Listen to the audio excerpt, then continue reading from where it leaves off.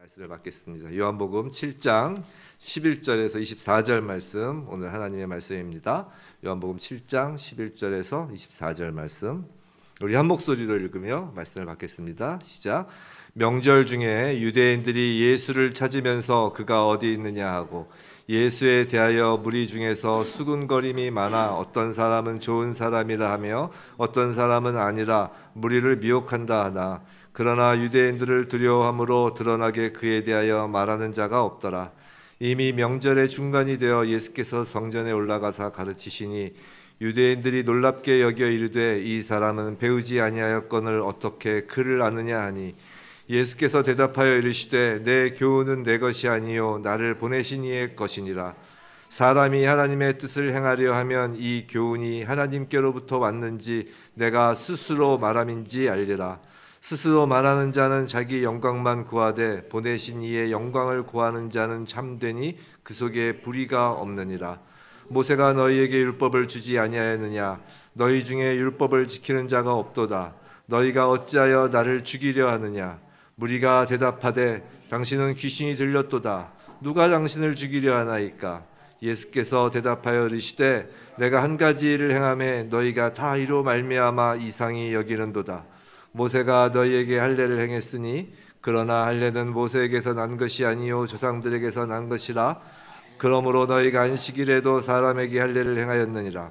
모세의 율법을 범하지 아니하려고 사람이 안식일에도 할례를 받는 일이 있거든 내가 안식일에 사람의 전신을 건전하게 한 것으로 너희가 내게 노여워하느냐. 외모로 판단하지 말고 공의롭게 판단하라 하시니라. 아멘. 모두 샬롬. 샬롬. 사실 우리가 이렇게 예배를 드리고 있지만 또 지구상에서 또 다른 전쟁 소식이 들리고 있어서 매우 저희의 마음을 아프게 합니다. 정말 이렇게 예배를 드릴 수 있다는 것, 우리가 예수 그리스도를 믿고 예수 그리스도를 주님으로 고백할 수 있다는 것이 얼마나 큰 은혜인지 모릅니다. 부디 우리가 정말 그곳의 일이 곧 우리의 일입니다. 우리가 정말 절박한 심정으로 한 번의 예배를 드리더라도 정말 전심을 다하여 예배드리고 또 하나님의 말씀 한 구절을 받아도 정말 아멘으로 받는 우리 모두가 되길 주님의 이름으로 축원합니다. 자, 산지교회 주일 강단에서는 요한복음 강의를 하고 있습니다. 우리는 지난주 말씀에서 그 초막절을 맞아서 예수의 형제들이 자 이제 갈릴리 좁은 동네를 벗어나 예루살렘 큰 물에서 드러낼 절호의 기회가 왔어요. 그랬죠. 초막절이니까. 그러니까 예수님 예루살렘에 올라가시죠 라고 했으나 예수님은 형제들이 생각하는 그런 자기를 드러내기 위한 자기 자랑을 위한 기회로서의 그때 그 형제들의 때는 거절하셨다고 했습니다. 근데 그럼에도 불구하고 예수님은 형제들과는 따로 즉 형제들의 목적과는 전혀 다른 이유로 은밀히 예루살렘으로 올라가셨죠. 근데 그것은 하나님의 말씀을 온전히 이루기 위해 즉 하나님 말씀에 순종하기 위해 올라가신 것이다 라고 했어요. 지난주 형제들에게서 보인 그 불신자 불의한 자들의 모습을 오늘은 좀 더 확장하여 유대인들에게서 보겠습니다. 오늘 본문 11절에서 13절 말씀 명절 중에 유대인들이 예수를 찾으면서 그가 어디 있느냐 하고 라고 하죠. 자, 요한복음에서 유대인이라고 하면 지난주 말씀드린 것처럼 예수를 대적하고 배척하는 세상 사람을 상징적으로 표현하는 말이라고 했어요. 근데 그 유대인들은 지금 초막절 명절이니까 분명히 예수란 사람이 예루살렘에 다시 왔을 것이다 예상하고 지금 예수를 찾는 거예요. 여기서 찾다라는 단어는 그냥 뭐 이렇게 찾는 게 아니 두리번거리는 게 아니라 범인을 체포하기 위해서 수색한다는 그 의미를 가져요. 그리고 현재형을 지금 사용하고 있습니다. 원어에서. 즉 그들의 그 수색, 체포하기 위해서 수색하는 것이 집요하고 끈질기 갔음을 지금 이야기하고 있어요. 한편 그와 같은 유대인들과는 다른 사람들로서 유대인들과 좀 이제 다르게진 요한복음에서 구분을 하고 있어요. 요한복음에서 지금 유대인과 무리를 구분지어서 지금 계속 쓰고 있습니다. 그걸 유심히 볼 필요가 있어요. 그 다른 사람들로서 12절에서는 무리라고 표현되어 있어요. 무리라고. 우리 12절 한번 읽어볼까요? 시작. 예수에 대하여 무리 중에서 수군거림이 많아 어떤 사람은 좋은 사람이라 하며 어떤 사람은 아니라 무리를 미혹한다 하나라고 합니다. 자, 지금 무리는 예수에 대하여 수군거리는데 두 부류로 나뉘는 것이에요. 어떤 사람은 예수에 대하여 좋은 사람이라고 합니다. 여기서 좋은 사람 헬라어로 아가도스인데 히브리어로는 우리가 잘 아는 토부예요. 토부. 하나님이 좋았다 하시는 그 토부, 즉 병도 고쳐주고 좋은 말도 해주는 선한 사람이다라고 이렇게 이야기하는 것이죠. 또 어떤 사람은 예수를 미혹하는 사람이라고 합니다. 미혹하다라는 뜻은 길을 잃게 만든다라는 뜻이에요. 그래서 예수가 사람들을 나쁜 길로 인도한다는 것이죠. 그래서 좋은 친구를 사귀어야지 나쁜 친구 사귀면 나쁜 길로 빠진다는 얘기 많이 하잖아요. 뭐 그런 식으로 지금 이야기를 하는 것입니다. 여하튼 무리의 그 예수에 대한 평가는 둘로 나뉘어 있어요. 근데 둘로 나뉜 무리라고 해도 공통적인 것이 하나가 있는데 그건 모두가 예수에 대하여 드러내 말하지 않는다라는 것이죠. 그게 13절이죠. 유대인들이 두려워서 드러나게 그에 대하여 말한 자가 없더라라고 합니다. 지금 명절은 어떤 절기라고 했죠? 초막절이라고 했어요. 자, 초막절은 출애굽한 조상들이 그 광야에서 지내던 때, 그 광야 때를 기념하는 절기라고 하였습니다. 그리고 그 초막절은 바로 예수 그리스도를 예표하는 것이다라고 했죠. 지금 교회 시대, 은혜의 시대가 약속의 땅에 들어가기 전 광야에서의 시절, 즉 초막절에서 보여주었던 그 시절을 의미하는 것이에요. 자, 이스라엘의 광야 시절을 우리는 보통 시련과 고난의 시기라고만 생각하죠. 그렇죠. 그래서 우리는 뭐 광야에서 있다, 고난이다, 막 시련이다 이렇게 이야기하지만 사실 이스라엘의 그 시기는 은혜의 시기인 것입니다. 하나님께서 불기둥 구름기둥으로 보호하시며 인도하셨죠. 반석에서 물을 내셔서 목마르지 않게 하셨죠. 신발과 옷이 헤어지지 않도록 하셨죠. 하나님의 은혜로만 살던 시기였어요. 이스라엘 백성이 한 것은 불평과 원망밖에 한 게 없다고. 지들이 한 게 하나도 없죠. 그죠? 그냥 다 하나님이 다 하셨다고요. 그리고 교회 시대 역시 그런 은혜의 시대다라는 것이에요. 요한복음 7장 전체에서는 초막절에 예수께서 예루살렘에 올라가셔서 그곳에 공동체적으로 그 하나님의 은혜, 그 초막절의 은혜가 임하는 모습을 보여주고 있어요. 7장 전체에서. 오늘 본문에서 이 유대인과 구별된 무리가 12절에서 나오기 시작했죠. 그러니까 오늘 본문은 아니지만 이 7장 전체에 흐르는 초막절, 은혜의 시대에 나타나는 현상을 간략히 말씀을 드리고 오늘 본문을 좀 더 깊이 보겠습니다. 방금 7장 13절을 다시 보시면 무리들은 수군거리기는 했지만 드러나게 말하는 사람이 한 명도 없었다라고 하죠. 이것이 아직 예수를 만나기 전 무리의 모습이에요. 그죠? 지금 예수님이 추적 중이지 발견되진 않았잖아요. 소문만 몰래 도는 것입니다. 뭐 착한 사람이다 아니다 하면서 소문만 몰래 도는 것이에요. 근데 드디어 예수가 14절을 보시면 14절에서 성전에서 딱 나타나셔서 가르치기 시작하시는 거예요. 또 28절을 보시면 28절에서 또 나오죠. 예수께서 성전에서 가르치시며 라고 해요. 28절에서 예수께서 성전에서 가르치는 모습이 나와요. 이렇게 예수께서 가르치시면서 무슨 현상이 벌어지냐면 무리에게 변화가 생기기 시작해요. 이게 7장 전체에서 보여주는 초막절의 그 어떤 은혜의 모습이에요. 31절 보세요. 31절 뭐라고 되어 있어요? 무리 중에 많은 사람이 예수를 믿고 라고 하잖아요. 그죠? 자, 이제 예수를 믿는 사람들이 무리 중에서 나오는 것입니다. 그리고 32절 뭐라고 해요? 예수에 대하여 무리가 수군거리는데 바리새인들에게 그 소리가 들린다는 것이에요. 그죠? 아까는 두려워서 드러나게 말하지 못하였는데 이제는 들리도록 예수에 대하여 무리들이 말하는 거예요. 계속 볼까요? 37절, 38절 이 두 말씀은 그 유명한 예수님의 생수에 대한 그 말씀 선포잖아요. 그 말씀 선포가 또 딱 있었어요. 그래서 40절, 41절 뭐라고 해요? 이 말씀을 들은 무리 중에서 어떤 사람은 예수에 대하여 참 선지자다.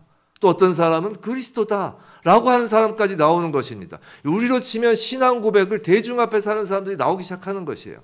이제 흐름이 좀 보이시죠? 7장의 흐름이. 초막절에 예루살렘에서 예수께서 가르치시고 선포하시면서 말씀을 가르치시고 선포하시면서 소위 만나로 예표되었던 하늘의 양식인 그 말씀이 들어오면서 점차로 무리들 사이에서 변화가 생기는 거예요. 복음이 가는 곳마다 무리 가운데 믿음이 심기고 있는 것입니다. 그 클라이맥스가 어디 나오냐면 바로 7장 45절 이하예요. 7장 45절 이하 한번 눈으로 딱 한번 찝어보세요. 지금 이곳은 어디냐면 대제사장과 바리새인들이 모여있는 장소예요. 자, 45절에서 뭐라고 그래요? 대제사장, 즉 종교 지도자들이, 바리새인들, 그 종교 지도자들이 아랫사람들에게 뭐라고 그래요? 45절에서 예수를 어찌하여 잡아오지 않았느냐라고 지금 이야기를 합니다. 질책하는 것이죠. 그러니까 46장에서 아랫사람들이 뭐라고 얘기를 해요? 예수같이 말하는 사람을 이제껏 본 적이 없었어요 라고 지금 이야기를 하는 것입니다. 어떻게 잡아옵니까? 저런 말을 하는 사람을 이렇게 이야기하는 것이죠. 그래서 바리새인들이 47절에서 뭐라고 그래요? 너희도 미혹되었느냐? 이제 화가 난 거죠. 그러면서 48절에서 열이 확 받은 거예요. 당국자와 바리새인들, 즉 종교 지도자들이. 그래서 그를 믿는 자가 여기도 있느냐? 너희 그렇게 이제 소리를 치는 것입니다. 그때 놀랍게도 한 사람이 나타나는 거예요. 한 사람이 나타나서 예수를 변호하는 것이죠. 그게 누군가요? 50절. 그 중에 한 사람, 즉 그 종교 지도자, 당국자 중에 그 한 사람, 곧 전에 예수께 왔던 니고데모가 나서는 거예요. 니고데모가 누군가요? 우리 요한복음 강의하면서 앞에서 봤죠? 요한복음 3장에서 밤에 예수를 찾아와 거듭남에 대한 예수의 가르침을 들었던 사람입니다. 바리새인 중에 바리새인이었고 유대인의 지도자였고 선생님이라 칭함을 받은 자였고 정말 유대인의 대표, 정말 모든 것을 이룬, 모든 고지를 달성한, 또 되게 부유하다고 했죠? 모든 고지를 달성한 그 유대인을 대표하는 사람이라고요. 나중에 요한복음 19장에 가면 이 사람은 아리마대 요셉과 함께 예수의 장례까지 치르는 것으로 나오잖아요. 자, 무슨 말이냐면 초막절 명절 마지막 날에 최종적으로 그 유대인의 대표 선수격인 니고데모까지도 회심의 모습을 보여주고 있다는 것이에요. 성도 여러분, 이것이 요한복음에서 말하고자 하는 예수의 초막절이며 지금 교회 시대의 모습이다라는 거예요. 모든 것이 은혜가 아닐 수 없습니다. 말씀이 전하여지는 곳마다 그저 무리라고 칭하여져도 할 말 없는 사람들에게 믿음이 들어가요. 그리고 마지막에는 그 완악한 유대인들까지도 예수를 믿게 된다는 것이에요. 언제요? 이 땅에서의 그 예수의 초막절 막바지에, 교회 시대 막바지에 말이죠. 그것이 모두 완성되면 이제 가나안 땅에 들어가는 것입니다. 새하늘과 새 땅으로 들어가는 거예요. 이건 우리 개인의 신앙의 변화와도 비슷해요. 처음에는 내가 교회 다닌다고 사람들에게 말하기 꺼리게 되죠. 처음 교회 나오시면. 그렇죠? 그리고 주변 사람들의 평가가 좀 두렵기도 합니다. 집안에서 자기가 처음 예수를 믿으면 쭈뼛쭈뼛해요. 교회 다니는 말 잘 못하죠. 무섭잖아요. 그러다가 말씀이 계속 들어가다 보면 예수를 믿는다는 것을 조심스럽게 이제 드러내죠. 결국 예수가 나의 주님이시고 참된 구원자 그리스도이심을, 그리고 자신들을 대적했던 그 사람들 앞에서, 세상 앞에서 선언까지 합니다. 그렇게 신앙이 더욱 무르익어가면서 마지막에는 결국 우리는 내 안에 남아있던 그 나머지 그 유대인스러운 부분, 즉 내 안에, 내 삶에서 여전히 예수님을 온전한 주인으로 받아들이지 못하고 거절하는 그 부분이 깨지는 거예요. 마지막 그 완악했던 내 마음속에 있는 그 완악했던 부분이 깨지고 주님을 전적으로 의지하고 신뢰하게 되는 그 과정, 그 초막절의 과정을 걸어가는 거라. 우리 개인 신앙도 비슷해요. 그렇게 예수께서 세상의 역사와 개인의 역사를 같이 끌고 가시는 거예요. 요새 이스라엘 땅의 그 전쟁 소식에 우리는 안타까워하고 있어요. 그리고 세상의 역사가 어떻게 흘러갈 것인지 이런저런 말들이 많이 떠돌고 있습니다. 우리는 영적 분별력을 가지고 시대를 읽어낼 필요가 분명히 있어요. 그런데 전쟁과 이로 인한 참상을 가지고 성경 이곳저곳을 대입하며 마치 신비스러운 것처럼 그렇게 보려고 하는 경향에 대해서는 좀 조심할 필요가 있어요.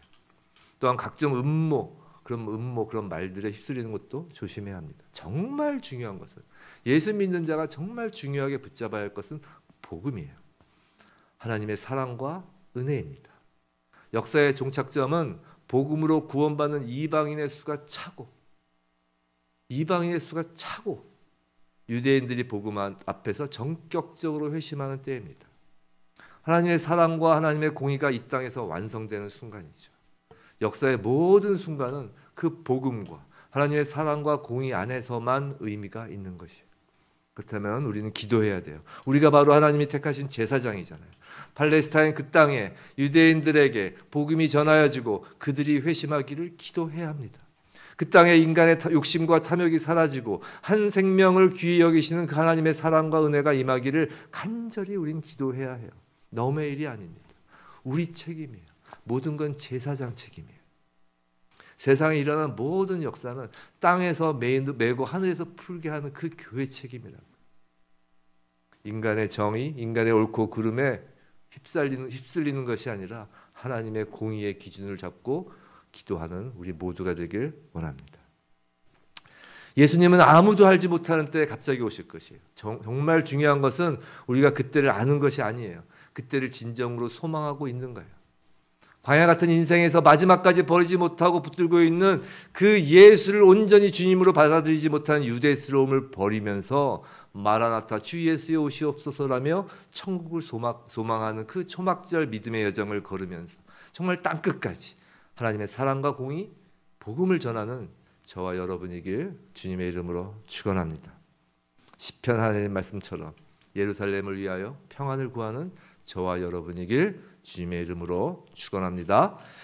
자, 그런데 초막절, 즉 은혜의 시대, 광야 인생길을 예수님은 무엇으로 끌고 가셨나요? 그건 바로 하나님의 말씀이에요. 그죠? 다시 오늘 본문으로 돌아가서 14절, 15절입니다. 14절, 15절 우리 함께 읽어볼까요? 시작. 명절의 중간이 되어 예수께서 성전에 올라가사 가르치시니 유대인들이 놀랍게 여겨 이르되 이 사람은 배우지 아니하였거늘 어떻게 그를 아느냐 하니. 자, 예수께서 초막절에 성전에서 가르치십니다. 그런데 무엇을 가르치셨는지 그 가르침에 대한 내용은 성경에 아무런 언급이 없어요. 그죠? 그냥 가르치셨다라고 하는 것이죠. 그리고 이제 시비가 붙는 거예요, 유대인들과. 근데 15절을 통해서 예수께서 가르치신 건 구약 성경을 가르치신 것이다라는 것을 우린 좀 힌트를 알 수 있어요. 왜냐하면 15절을 보시면 유대인들이 놀랍게 여기는 것이 예수님이 가르친 그 내용에 대해서 놀라고 있는 것이 아니에요. 그죠? 와, 어떻게 이런 훌륭한 말을 하시죠? 이런 것 때문에 놀라는 게 아니라 무엇을 놀라고 있죠? 예수께서 그를 아는 것에 대해서 놀라고 있다는 것이에요. 당시 이스라엘 사람들이 일반인들이 쓰던 언어는 아람어였어요. 아람어. 히브리어가 아니었습니다. 그 남유다가 바벨론에 끌려간 이후로 이스라엘 사람들은 그 바벨론의 공용어인 아람어를 쓰게 된 거예요. 그래서 히브리어는 성경을 읽고 연구한 소위 종교 지도자, 랍비, 유대 지식인의 몫이었던 것이에요. 그런데 예수는 천한 목수 출신이잖아요. 당시 있었던 그 랍비 학교도 다닌 적이 없고 어떤 정규교육을 받은 적도 없다고요. 그런 예수가 그를 알아서 지금 히브리어 그 성경을 읽고 풀어 해석하니 유대인들은 놀랍게 여기는 것입니다. 지금 유대인이라고 칭해지는 사람들은 대표적으로 종교 지도자, 소위 선생이라 불리던 자들이잖아요. 그들은 지금까지 자기네들이 쌓아온 스펙이 있단 말이에요.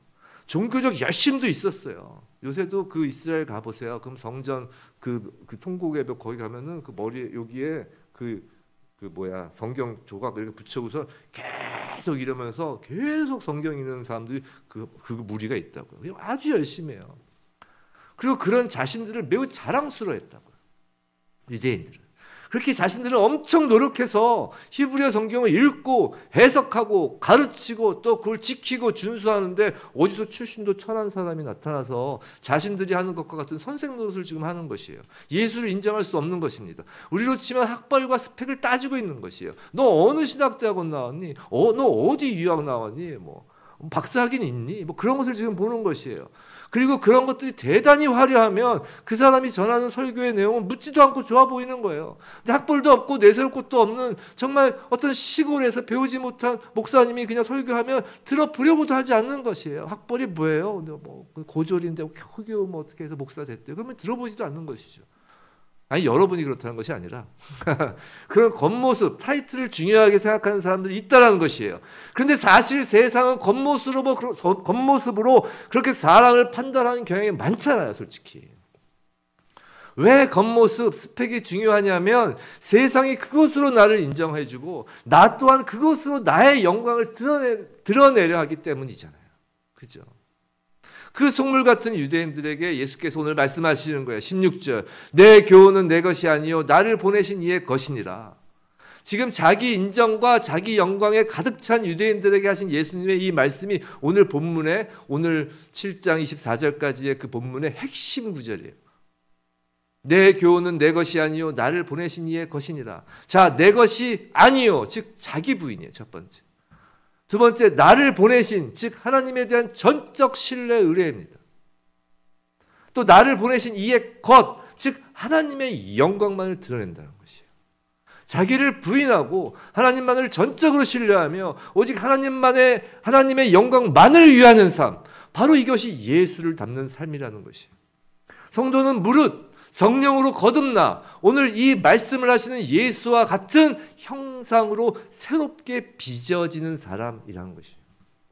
사랑하는 성도 여러분, 사람의 영광을 구하는 유대인들은 나의 능력과 나의 자랑을 발휘하여 일하지만 예수를 믿는 성도는 그와 정반대라는 것이에요. 나를 부인하고, 즉 내가 부인되고 하나님이 내 안에서 일하여 주심으로 하나님의 능력이 드러나는 사람이 성도라는 것입니다. 하나님이 내 안에서 살아주시는 거예요. 그렇게 하나님과 연합되는 것이에요. 그것이 하나님 나라 삶의 원리인 것입니다. 이 세상의 원리는 내 노력, 내 열심에 비례하여 결실을 맺는 것이고 그게 맞아요. 하지만 하나님 나라 원리는 그와 반대라는 것입니다. 복음도 은혜로 주어지는 것이고 복음을 전하는 일도 사람의 학식과 지혜와는 아무 상관없고 학식하기가 중요한 것이 아니고 목사, 장로, 집사 같은 타이틀이 중요한 것이 아니라는 것이에요.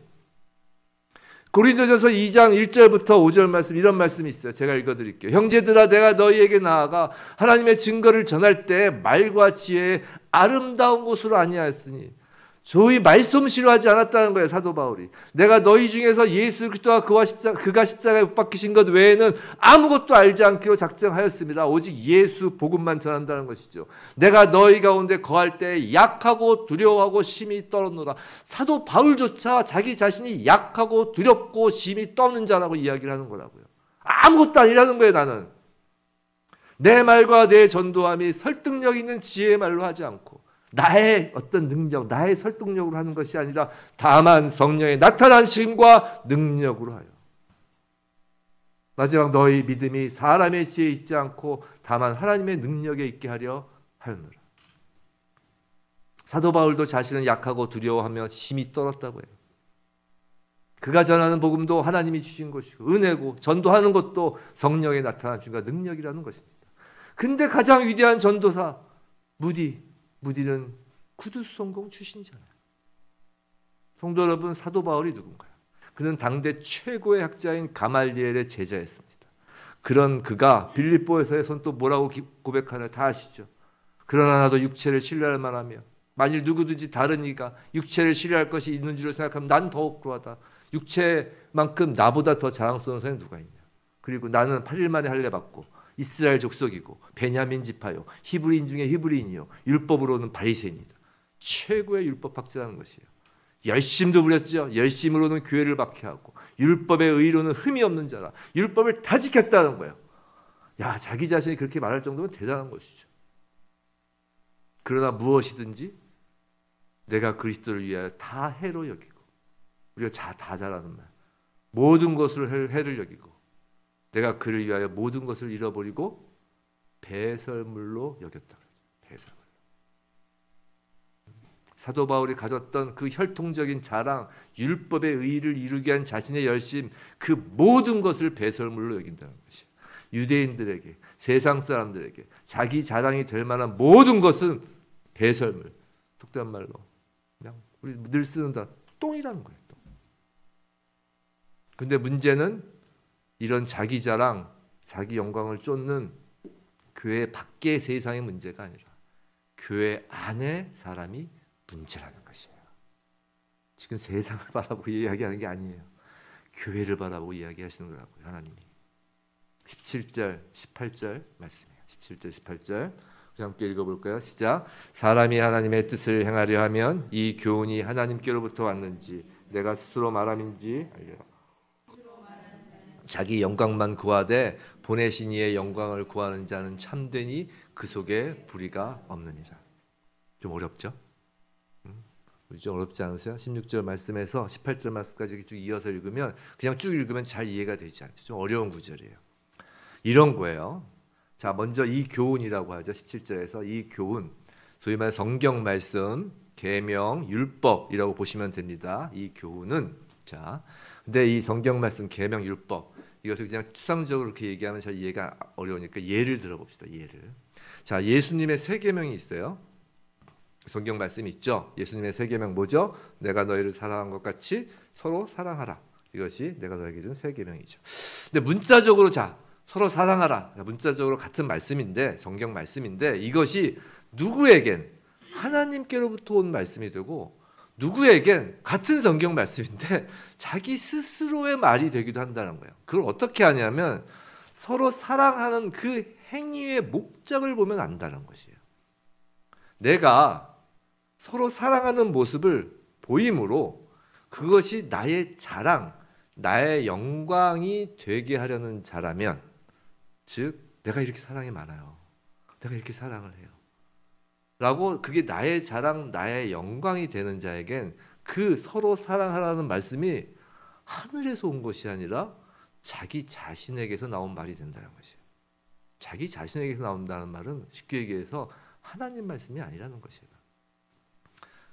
또 반대로 서로 사랑하는 까닭이, 내가 사랑하는 그 행위를 하고 그런 사랑하는 까닭이 그것이 나의 자랑, 나의 영광과는 전혀 상관없이 하나님의 영광, 하나님의 살아계심과 그분의 사랑, 그분의 선하심을 드러내기 위한 것이라면 그때야 서로 사랑하라라는 그 말씀이 그 사람에게 하늘로부터 온 것이 된다라는 것이에요. 이 점 이해가 되셨죠? 더 어렵게 말씀드렸는데 이해가 되셨을 겁니다. 자, 겉으로는 똑같이 서로 사랑하는 모습을 나타내지만 자기 영광을 구하는 자는 사실 그 계명을 지키지 않는 거라는 것이에요. 지금 교회를 향해서 지금 하나님 말씀하시는 거라니까요. 하나님 말씀을 전혀 보지도 않고 읽지도 않고 듣지도 않는 세상 사람들을 향해서 이야기를 하는 것이 아니라 매일 하나님 말씀을 읽고 듣고 주일마다 설교 말씀을 듣고 말씀을 묵상한다고 하는 교회에 있는 사람들을 향하여 너희들이 지금 읽고 있는 그 말씀은 하늘로부터 온 것이 아닐 수도 있어 라고 지금 이야기를 하시는 거라고요. 되게 심각한 이야기라고요. 자기 영광을 구하는 자는 그 계명을 지키는 것이 아니에요. 하늘에서 주신 계명이 아니라니까요. 그저 자기 스스로 말한 것에 불과하다는 것이에요. 자기의 자기 자랑에 불과한 것이라는 것이죠. 그것이 19절 이제 말씀이에요. 19절. 모세가 너희에게 율법을 주지 아니하였느냐? 너희 중에 율법을 지키는 자가 없도다. 너희가 어찌하여 나를 죽이려 하느냐? 지금 이 말을 듣는 유대인들은 정말 뒤로 넘어갈 정도로 화가 날 거예요. 모세의 율법을 자기들만큼 잘 지키는 자가 어디 있다고, 그렇잖아요. 이런 말을 하냐고 화를 낼 것이라고요. 얼마나 힘들게 지키는데 정말 목숨 바쳐 지키잖아요. 전에 말씀드린 것처럼 바리새인들이 이전에 그 독립전쟁할 때 안식일에 전쟁하면 칼에 맞아 죽을지언정 뛰지 않았다니까요. 도망갈 때. 그리고 5,000보 이상 안 걸었다니까요. 가다가 이제 걸어서 죽는 거예요. 그렇게 율법을 지키는데 지키는 자가 없다고 하니까 정말 예수를 죽이고 싶을 거라고. 공간복음엔 자주 등장하는데 요한복음에는 단 한 번도 등장하지 않는 단어가 있습니다. 사복음서를 읽으시면서 그걸 눈치채신 분들이 있을까 모르겠는데 그게 뭐냐면 우리가 아주 자주 듣는 말이에요. 그게 바로 오늘 설교 제목입니다. 외식하지 말라. 외식하는 자, 외식하지 말라라는 게 요한복음에는 없어요. 자, 외식에 대한 대표적인 말씀인 산상수훈의 마태복음 말씀을 한번 제가 말씀드릴게요. 찾아보실 필요도 없어요. 다들 잘 아시는 말씀이에요. 그러므로 구제할 때, 마태복음 6장 2절이에요. 그러므로 구제할 때 외식하는 자가 사람들에게 영광을 받으려고 회당과 거리에 사는 것 같이 너희 앞에 나팔을 불지 말라. 진실로 너희에게 이르노니 그들은 자기 상을 이미 받았느니라. 자, 이게 똑같이 반복됩니다. 마태복음 6장 5절. 또 너희는 기도할 때 외식하는 자와 같이 하지 말라. 그들은 사람에게 보이려고 회당과 큰 어귀에 서서 기도하기를 좋아하느니라. 내가 진실로 너희에게 이르노니 그들은 자기 상을 이미 받았느니라. 자, 이거 금식에서도 똑같이 이야기하시죠. 슬픈 기색 보이지 마라. 외식하지 마라.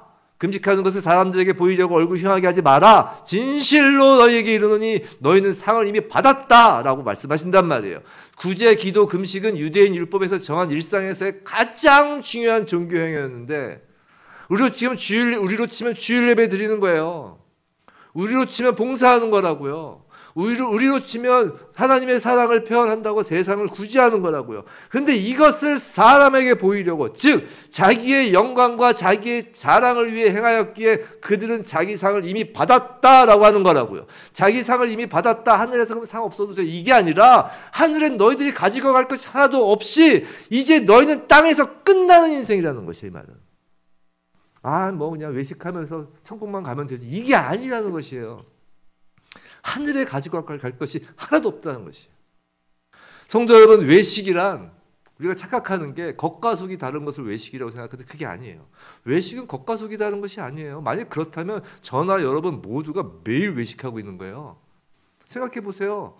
속으로 일하기 싫고 공부하기 싫은데 겉으로는 우리 직장 너무 좋아요. 우리 선생님 너무 좋아요. 이렇게 얘기하잖아요.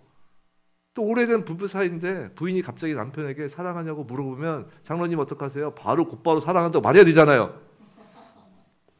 그런 걸 외식이라고 하는 것이 아니라고요. 그런 건 그건 삶의 지혜예요. 생존 본능이라고요. 그건 다 외식하는 거라 외식. 마이크로 외식이라고 치면 그 외식이 아니라고요. 성경에서 외식이란 그런 것이 아니라 겉과 속이 다른 것이 아니라 사람에게 영광을 얻으려는 모든 행위를 외식이라고 하는 거라고요. 자기 자랑, 자기 영광을 위한 모든 것을 말하는 것이에요. 만약 교회에서 열심히 봉사하는데 사람들이 알아주지 않으면 화가 나고 짜증이 확 올라오나요? 열심히 무언가 교회를 위해서 행사를 준비했는데 사람들이 박수 안 쳐주면 화가 확 나나요? 수고했던 말 한마디도 없으면 화가 확 나나요? 외식하는 거라니까요. 헌금을 엄청 했는데 교회에서 호명도 해주고 박수도 좀 쳐주고 하면 좋으련만 아시다시피 우리 교회 전혀 그런 거 없잖아요. 아무도 호명도 안 해줘요. 섭섭한가요? 외식이라는 것이에요. 그 헌금이. 설교를 목이 더 잘하고 했는데 성도님들 중에 아무도 끝나고 나서 은혜 받았다고 말해주는 사람이 없으면 힘이 빠지나요 제가? 그럼 그것도 외식인 거예요. 요한복음에 외식이라는 단어가 나오지 않지만 오늘 본문이 바로 그 외식이 무엇인지 알려주는 거라는 거예요. 예수가 누군지 잘 몰라서 수군거리는 그 무리들이 문제가 아니라 모세의 율법을 지킨다는 그 유대인들이 문제라는 것입니다. 정말 문제는 예수가 누군지도 모르고 예수에 관심도 없는 세상이 아니라 예수를 믿는다고 하면서도 자기 영광을 구하는 교회 안에 만연하게 퍼져있는 그 외식이 문제라는 것이에요. 성도 여러분, 외식하는 자가 진짜 문제인 것은 바로 그 자가 예수를 죽이는 자이기 때문이라고요. 별거 아니에요. 어쩔 수 없어요. 이게 아니라 사람들 다 그렇잖아요. 이게 아니라 당신이 예수를 죽이는 자라는 거예요. 외식하는 자가. 놀라운 말씀 아니에요. 19절 어찌하여 나를 죽이려 하느냐라는 것이죠. 유대인들이 왜 예수를 죽이려고 하나요? 그게 바로 자신들의 노력, 자신들의 열심, 자기의 의, 자신들의 영광을 사도 바울의 표현대로 하면 지금 예수님께서 다 배설물이다. 다 똥이다야. 이렇게 이야기하셨기 때문에 죽이려고 하는 거라고요. 근데 여기서 예수를 죽인다는 말엔 중의적인 의미를 담고 있어요. 예수를 죽인다는 것은 단순히 실제 예수를 죽였지만 그 죽인다는 그 의미뿐만이 아니라 곧 말씀이 육신이 되신 즉 하나님의 말씀, 율법, 계명을 죽인다는 것이에요. 말씀을 지킨다라고 하면서도 사실은 그 말씀을 죽이고 있다는 것이에요. 왜냐하면 그 말씀조차 하나님의 것이 아니라 누구 거로 삼았다고요? 자기 거로 삼았다는 거 아니에요. 즉 말씀을 죽였다는 것이에요. 하나님을 섬긴다고 하면서도 하나님이신 예수를 십자가에 못 박아 죽인 것처럼 말씀을 지킨다고 하면서 그 말씀을 죽이는 거라고요. 외식이 그렇게 무서운 겁니다.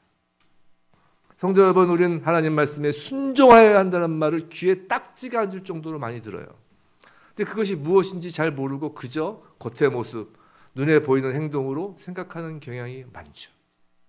순종하는 걸 땀을 팔팔 흘려가면서 내가 수고해서 순종한 걸 알아줘야지 사람들이 이런 생각을 하는데 그게 아니에요. 순종은 눈에 보이는 행동, 겉의 모습 그게 아니라 순종이란 살인하지 말라 하셔서 살인하지 않는 것이 아니라 그게 순종이 아니라 살인하지 말라라는 그 말씀을 하신 하나님의 영광을 위하여 살인하지 않는 거예요.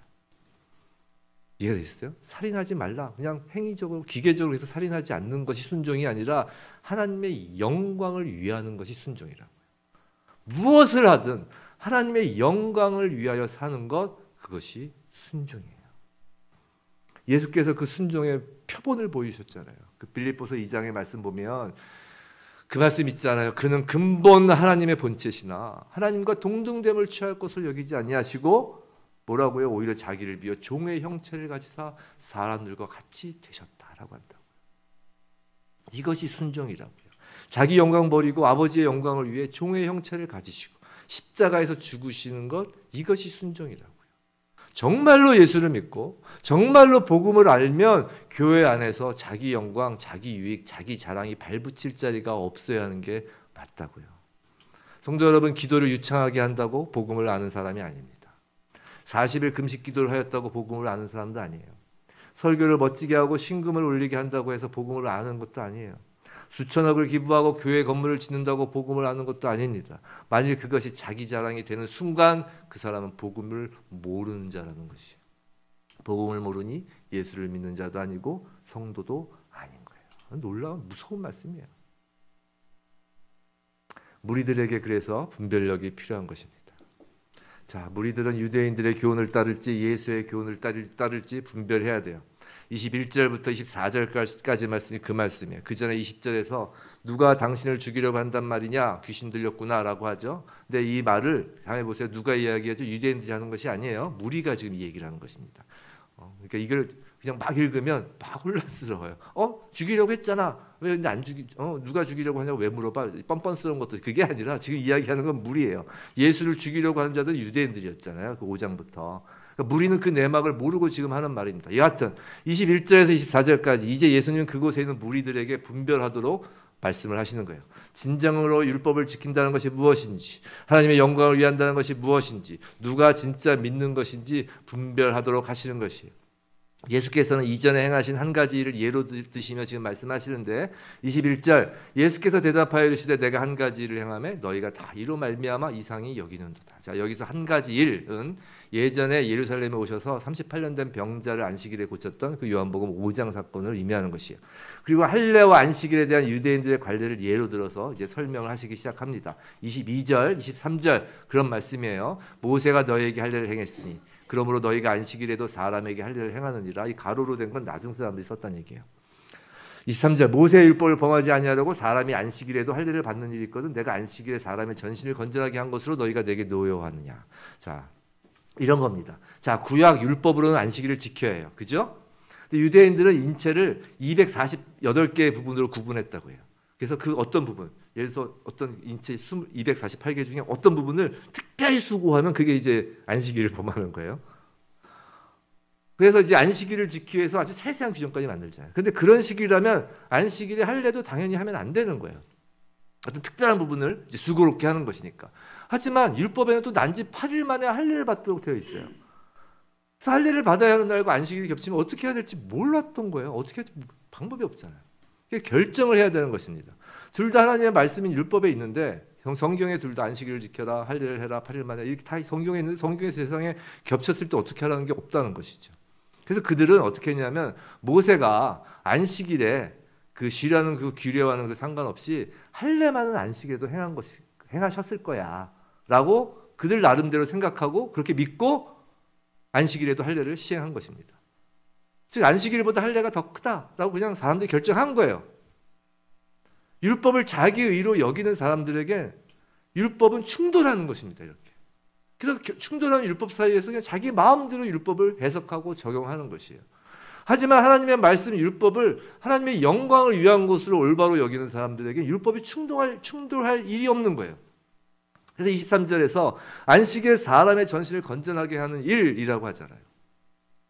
자, 안식일에 예수님께서 말씀하신 의미는 이거예요. 자, 안식일에 자 생각해봐라. 자, 안식일에 할례같이 그 인체의 어떤 일부분을 건전하게 하는 것이 정당하다면 너희들 말대로라도 안식일에 한 사람 전체를 고치는데 이건 더 정당한 거 아니냐라고 너무나 당연한 그 예수의 그 논증을 지금 펼치시는 거라고요. 좀 말씀 이해가 되셨죠? 그런 거예요. 어려운 말씀이 아니에요. 그러면서 23절에서 말씀하시는 거죠. 그 무리들에게 너희들을 외모로 판단하지 마라. 공의롭게 판단해라 라고 말씀하시는 거예요. 즉 외식하는 자들, 눈에 보이는 것, 겉모습, 아까 학식, 학벌 그 겉모습으로 판단하지 말라는 것이에요. 신앙마저도 자기 자랑, 구원마저도 자기 자랑으로 삼는 외식하는 유대인들이 아니라 오직 하나님의 영광을 위해 공정하고 너무나 타당스러운, 너무나 정말 정상적인, 정의로운, 정당한 일을, 즉 공의로운 예수님을 따르라는 것입니다. 사랑하는 성도 여러분, 우리는 늘 깨어 있어야 해요. 이 외식의 문제는 매우 우리를 넘어뜨리게 하기 쉬운 유혹거리이기 때문이에요. 외식하지 않도록 나의 자랑, 나의 영광을 구하려는 마음이 스물스물 올라오면 곧바로 예수의 이름으로 몰아내고 십자가 밑에 바짝 엎드려야 하는 것입니다. 다른 사람과 나를 비교하지 말아야 하는 것이 겉모습 그건 정말 아무것도 아닙니다. 교회 안에 빈부귀천은 존재하지 않아요. 또한 아직 신앙 초기라 미성숙한 성도가 있을 수 있어요. 그래서 작은 일을 하고도 막 신나 자랑할 수 있어요. 그러더라도 비판하지 말고 감싸 주어야 하는 것이에요. 하나님 은혜 앞에서 우리는 모두가 똑같은 죄인일 뿐이라고요. 오직 하나님의 영광을 위해 서로 사랑하는 것입니다. 빌립보서 2장 12절 그러므로 나의 사랑하는 자들아 너희가 나 있을 때뿐 아니라 더욱 지금 나 없을 때에도 항상 복종하여 두렵고 떨림으로 너희 구원을 이루라. 구원을 이루라. 성도 여러분, 구원의 여정을 걸어가고 있습니다. 예수 그리스도를 그 믿음으로 성령이 임한 그 순간부터 그 구원의 여정을 시작하여 우리는 그 끝을 향해 지금 걸어가고 있는 것이에요. 구원의 여정을 걸어가는 성도는 자기 자랑이나 자기 영광에 취하여 비틀거리며 걸어가는 자가 아니라 항상 복종하여 두렵고 떨림으로 걸어가는 자인 것이에요. 십자가 심판을 보여주신 그 하나님의 그 공의 앞에서 진정한 은혜를 입은 자라면 절대 외식할 수 없어요. 두렵고 떨리는 마음으로 신앙생활을 해야 하는 거라. 말씀 한 구절 더 읽고 말씀을 마치겠습니다. 예화가 없죠. 근데 예수님께서 예화를 들어주신 그 말씀이에요. 누가복음 18장 유명한 말씀이죠. 두 사람이 기도하러 성전에 올라가니 하나는 바리새인이요 하나는 세리라. 그죠? 바리새인은 서서 따로 기도하여 이르되 하나님이여 나는 다른 사람들 곧 토색 불의 간음을 하는 자들과 같지 아니하고 이 세리와도 같지 아니함을 감사하나이다. 정말 때려주고 싶죠. 나는 2일에 2번씩 금식하고 또 소득의 11조를 드리나이다 하고 반면 세리는 멀리 서서 감히 눈을 들어 하늘을 쳐다보지도 못하고 다만 가슴을 치며 이르되 하나님이여 불쌍히 여기소서 나는 죄인이로소이다 하였느니라. 예수께서 말씀하십니다. 내가 너희에게 이르노니 이제 저 바리새인이 아니고 이 사람 세리가 의롭다 하심을 받고 그의 집으로 내려갔느니라. 그의 집이 어디예요? 바로 우리의 본향인 것이에요.